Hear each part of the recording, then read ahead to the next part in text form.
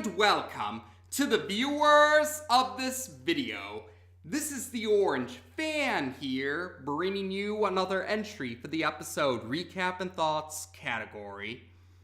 This video will be dedicated to episode 45 of Young Justice Summit. We begin this episode at Santa Prisca on June 19th, where lights are turned on within a cave. There's a large circular area of the cave and two different entrances to this area.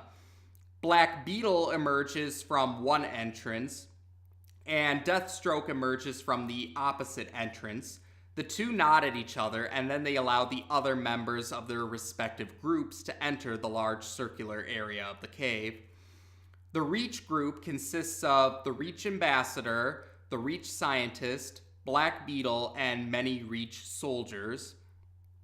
The Light group consists of Vandal Savage, Ra's al Ghul, Black Manta, Brain, Deathstroke, Aqualad, Artemis in her tigress disguise, Ubu, and Monsieur Mala. The two groups greet each other, and Black Beetle demands that everyone who wears a mask remove their mask for the summit. Black Manta is irritated about this, but he begrudgingly agrees to do so. The Reach Ambassador begins the summit by questioning where the other members of the Light are. The response is that the members of the Light with public reputations are trying to do damage control regarding the Reach's ruined reputation with the public, to say the least. So that explains Lex Luthor and Queen Bee's absence, but it doesn't explain Clarion's absence. And the Reach Ambassador takes a moment to say that while the Light were the ones who called for the summit, the Reach have their share of grievances as well. His main one being, his main grievance is, why didn't the Light have better security regarding the Scarab Temple in Bialia? Because how the Scarab Temple was what allowed Blue Beetle and Green Beetle to be freed of the Reach's control. Aqualad requests to share his 2 cents on the matter, but Black Beetle is quick to silence Aqualad, and he also demands that Black Manta control his whelp of a son, as he puts it, and Black Manta is very irritated about this. Vandal Savage, however, brings up that Aqualad is probably the individual who sacrificed the most and has done the most for both the Reach and the Light, and says that Aqualad has certainly earned the right to share his thoughts on the matter. The Reach Ambassador agrees with this, and he informs Black Beetle that Aqualad may speak his mind. And Aqualad shares his thanks to the Reach Ambassador, and while he does acknowledge that Green Beetle and Blue Beetle no longer being under the Reach's control is a problem, he does mention, though, that the Reach were not very upfront about the fact that they sent a scarab to Earth in ancient times, and if they were aware of this, then maybe they would have been able to provide more security for the ancient temple to, they saying like they could have figured out the connection between the temple and the scarab going off mode in the past if the Reach was more upfront about when they sent the scarab to Earth in the first place. And the Reach Scientist takes this chance to remind the Reach Ambassador that she kept saying that she wanted to see what caused Blue Beetle's scarab to go off mode in the first place, and saying that the Reach Ambassador kept blowing off her warnings. But the Reach Ambassador gives her a look, telling her that he doesn't want to hear it, and she apologizes for speaking out of turn. But Black Manta takes the chance to say that the Reach Scientist is right to question the Reach Ambassador about his decisions. And Ra's al Ghul and Vandal Savage also pile on to that with the other blunders that the Reach have made. The Reach ambassador responds that they intend to get Blue Beetle and Green Beetle scarabs back on mode, and that Black Beetle was summoned from his post on the War World to actually eliminate Jaime Reyes and Ba'ar Za'om, so that the two scarabs can, after they're back on mode, can be put onto other hosts, so that those hosts would stay under the Reach's control. And the Reach ambassador also makes a point to say that the Earth and all of its inhabitants belong to the Reach, and that the Light are merely the favored agents of the Reach. And Black Manta in particular does not take kindly to this, and this leads to Black Manta and Black Beetle antagonizing each other before finally a fight breaks loose between the Light side and the Reach side. During the fight, Artemis protects Ra's al Ghul from an attack, and he notices the glamour charm around Artemis's neck. Eventually, Aqualad is able to get the two sides to stop fighting by mentioning that fighting each other makes them weaker to their actual adversaries, the Justice League and the Young Justice team. And Vandal Savage and the Reach ambassador both praise Aqualad for recognizing this and thanking him for getting them to calm themselves down about this. And Aqualad brings up that it could become a problem if the Justice League members who are off-world on Rimbor right now return and are able to sway public opinion back to in favor of the heroes and against the Reach.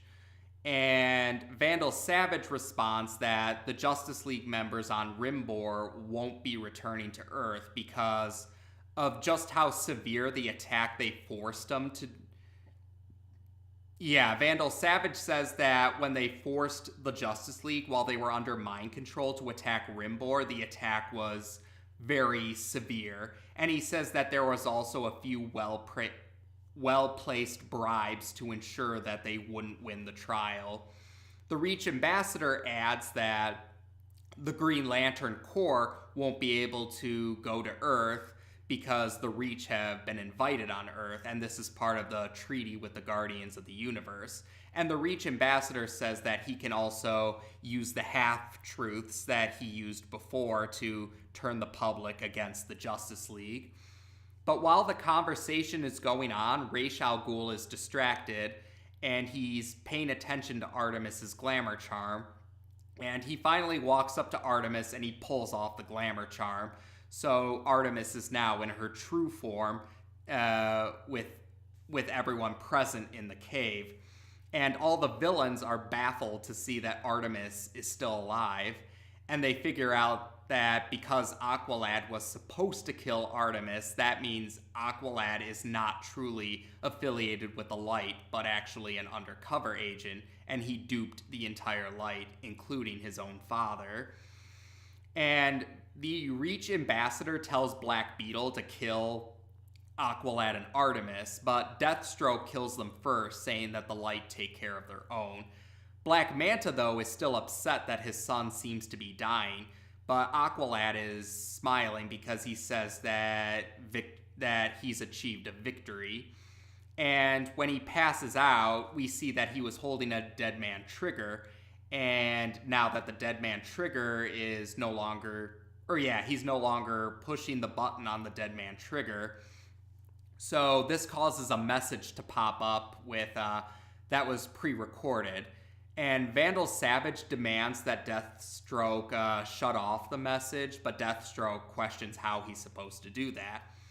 And the message, Aqualad's message, essentially reveals that while the Reach thought they got the better of the Light, the message reveals that the Light have actually been backstabbing the Reach the entire time and undermining the Reach the entire time. Such as how the Light were the ones who brought they brought Earth to the attention of the Reach, but their intention is to have the Earth be the center of the cosmos, and that the Light themselves will be the supreme rulers of the cosmos, essentially.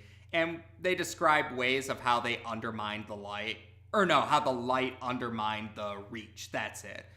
Like, we hear in the message that the light kept the runaways away from the Reach's control after the events of Before the Dawn. The light also put in something to neutralize the additive in the Reach beverage, so the Reach beverage wouldn't have its intended effects on anyone who drank it. And other similar things have been exposed. And so Aqualad's message sums up that the light and the Reach's alliance with one another was an illusion. And it's not an illusion anymore because the cat's out of the bag, so to speak. And Vandal Savage admits that his plans have been derailed now more than whatever happened before in all of his lifespan. And he admits he'd be impressed if he wasn't so angry. And we see he's really trying to restrain himself from losing his temper. The Reach ambassador, on the other hand, he completely loses it. He's so infuriated and so enraged that the Reach were being played by the light. And the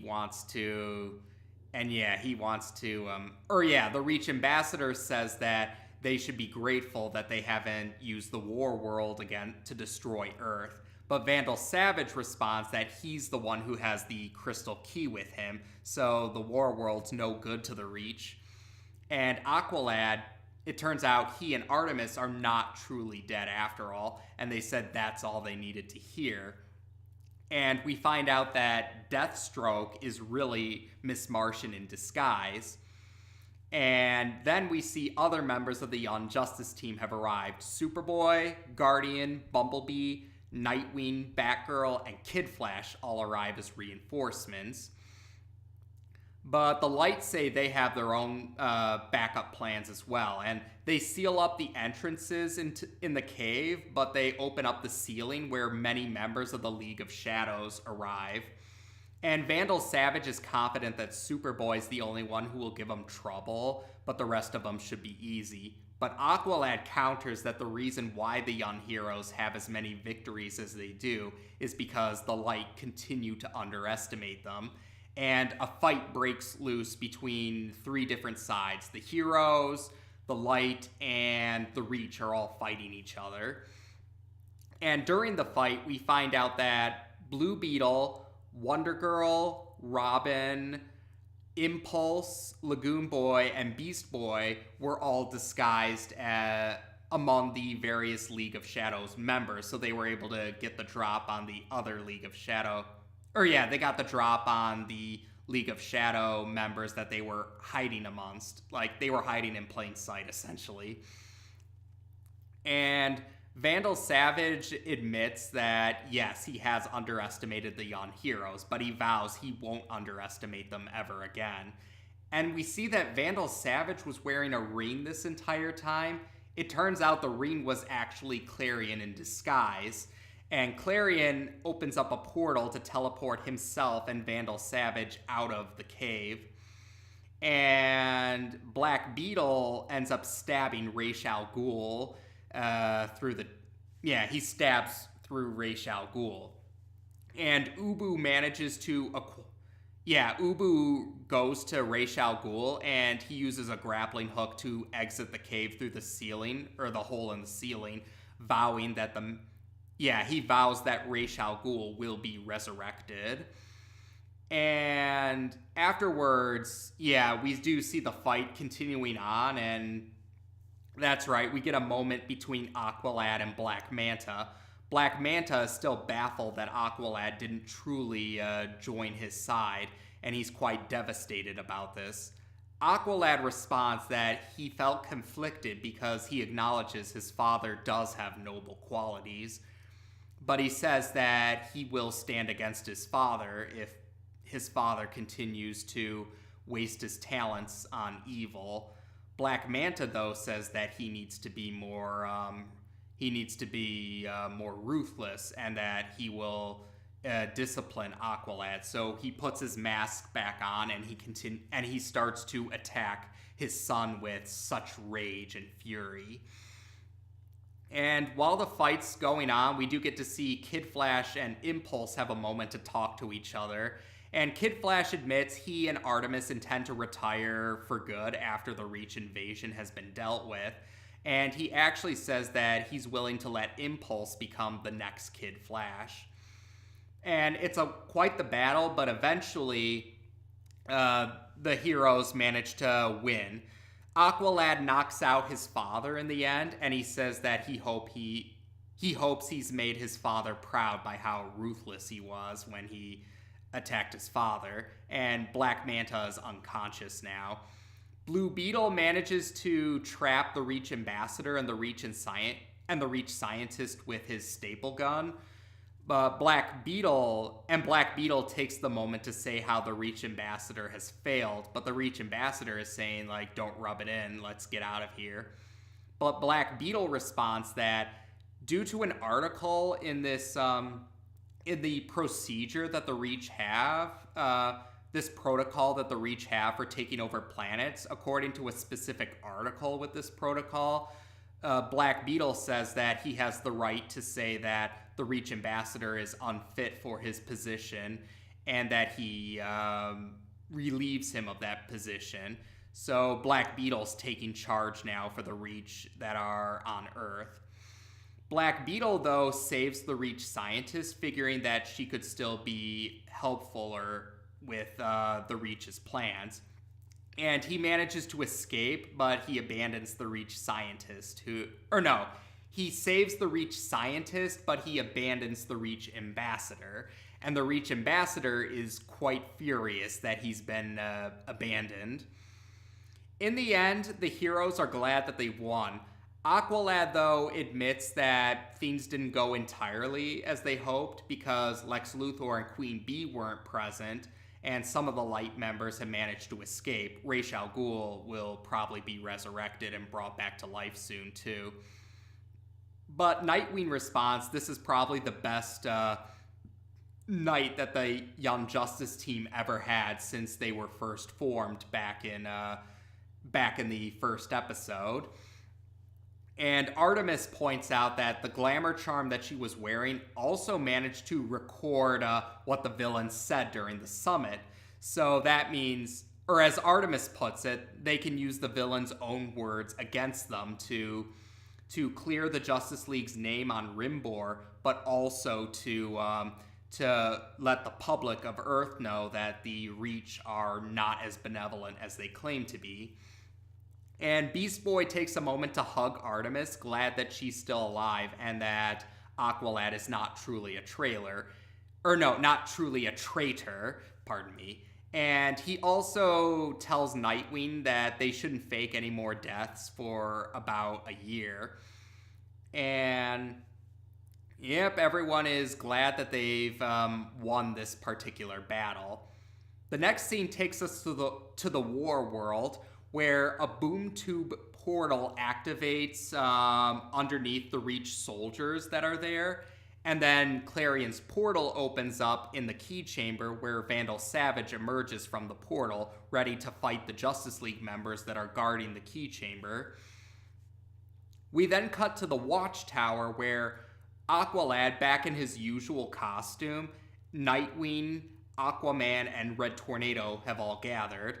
Nightwing tells Aqualad that he's more than happy to let Aqualad be the leader of the Young Justice team again, saying that Nightwing, no longer wants to carry that burden. Suddenly, a boom tube portal opens up, and the members of the Justice League that were on the War World are unconscious, and they fall through the portal. And they see that the War World has been reactivated, and it's leaving Earth's orbit. Nightwing doesn't know if this is a good thing or a bad thing, though.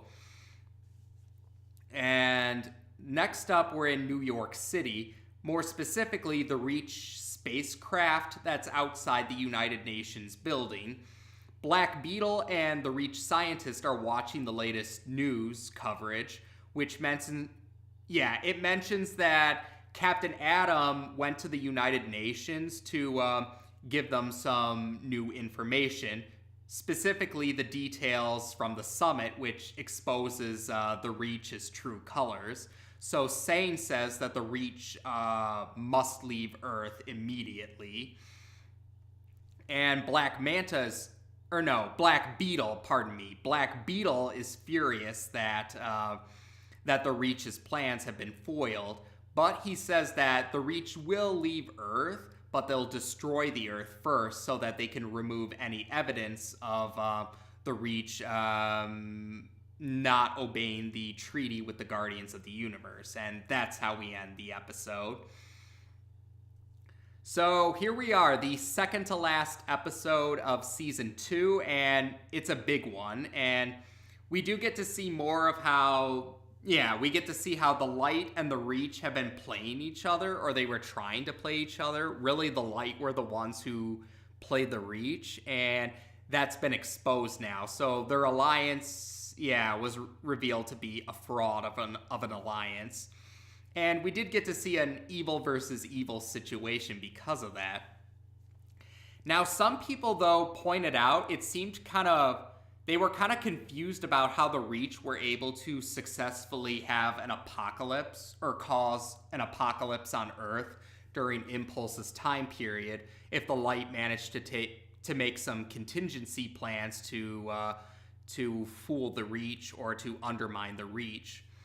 Now, the best guess I can come up with, or my own little explanation for it to kind of make sense to me, is that I kind of went under the idea that Impulse traveling back in time also made some other changes besides the ones that he actively did. Like the idea where even if a time traveler follows a look, don't touch policy, it would still cause changes just by being there when they aren't supposed to be there, so to speak. So that's my interpretation of it. Impulse traveling back in time might have caused some other changes besides the ones he actively tried to do. And that was also, essentially it's like in Dragon Ball Z, how I imagined how, in Dragon Ball Z, during the Android Saga and the Cell Saga, it was more or less implied that Future Trunks and Cell's time traveling kind of altered the timeline even when they didn't necessarily make deliberate changes. Just them traveling back in time was enough to cause changes in the timeline. That's kind of my interpretation of certain changes in the timeline, besides the ones Impulse actively tried to change. But that's my interpretation of it, and at least that's how I tried to make sense of it, because I know some people were questioning that if the Light were smart enough to undermine the Reach. But besides that, the nice thing about this episode was, once again, the heroes were able to gain a victory over the villains. Because, as we've said before, the Light have proven themselves to be very dangerous and very competent adversaries who usually manage to come up on top, but this time they did get derailed a bit. Now, granted, it wasn't a complete failure. The Light still managed to have some of its members escape, and Ra's al Ghul will be brought back to life eventually, so the Light still managed to succeed in some areas, but they still managed to their plans were still derailed to some extent. It was brought up with Vandal Savage, how he admitted that the young heroes did kind of cause more harm to his plans than beforehand, and he was trying to control himself not to lose his temper. And he even admitted that, yes, he did underestimate the young heroes, but he doesn't plan to anymore. So how is that going to go down for season 3, I wonder? And, that's right, and the whole scene where the rest of the young heroes arrived to help out at the end. Now, I think I was under the impression they might have done that as a way to kind of, to validate what happened in the fix. I mentioned this before. I didn't agree with Superboy, ragging on Nightwing for keeping Aqualad and Artemis's undercover mission a secret and blaming them for anything bad that happened because he didn't share it. Even though I said before, I think Nightwing was justified in keeping the undercover mission a secret, because less people who know means less likely it is to be exposed, and the Light have proven themselves very smart enemies, so they do have to be even smarter, or they have to outsmart already smart enemies. And some might say that the heroes all going along with the act here might have been justification for why Nightwing should have told them, but I think that was more because they told them right before the summit happened, or granted, we don't know the exact time when they told them, but still, relatively speaking, it would be closer to the summit.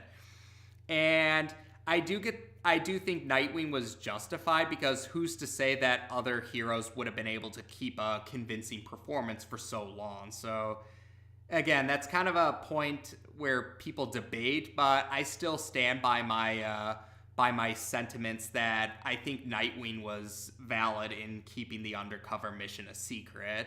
And yeah, so I stand by those sentiments. But otherwise, what else can we say? Oh, that's right. It was nice to see Kid Flash actually step in and help out, because the last time he did so was in Bloodlines, and he says he intends to retire, though, after the Reach invasion is over, as does... And Artemis shares those sentiments, too. But, well, we have one more episode before the season's over. If you've seen it, you know what happens, but for those who are just following along with these recap and thoughts, we'll cross that bridge when we get to it.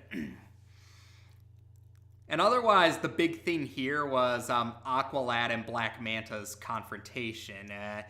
And yeah, once again, we see Black Manta was sincere about how he cared about his son, and he was actually quite hurt when he found out that his son didn't truly join forces with him. But Aqualad actually did acknowledge that, yes, he may be a bad guy, but Black Manta does have noble qualities. And he does say that he respects those noble qualities, but Aqualad still stands by the fact that he will oppose his father if his father continues to do evil. And yeah, I do admit, a lot of people did admit it was pretty hard to watch that scene with Aqualad and his father going against fighting each other. And Aqualad did defeat him, but it did feel like a bittersweet victory. And yeah, I do have to agree with others there that, yeah, it was pretty hard to watch. It was kind of hard to watch that, because we've seen, like, yeah, Aqualad and Black Manta's, it's a very complicated father and son bond, to say the least. And yeah, so, and the Reach ambassador, he finally has his full villainous breakdown here. And now he's been abandoned, and Black Beetle has taken over as the final boss of Season 2, and he plans to destroy the Earth. So we're going to see how that unfolds in the next episode. And otherwise, yeah, that was a long one, but there was definitely a lot they fit into this one episode. And I did enjoy this episode a lot. Like I said, it's in the Young Justice TV series especially, it's really nice to see when the heroes achieve a victory over the villains. And it was pretty cool to see Vandal Savage actually lose his composure, or at least he was angry and furious, but he still managed to control himself more compared to the Reach ambassador. And yeah, it was satisfying to see things go badly for the Reach ambassador and see that he finally got what he deserved. And like I said, Aqualad and Black Manta's confrontation was an especially powerful moment in the episode, but there we go. As of now, we have discussed episode 45 of Young Justice on this channel now. Take care, and until next time.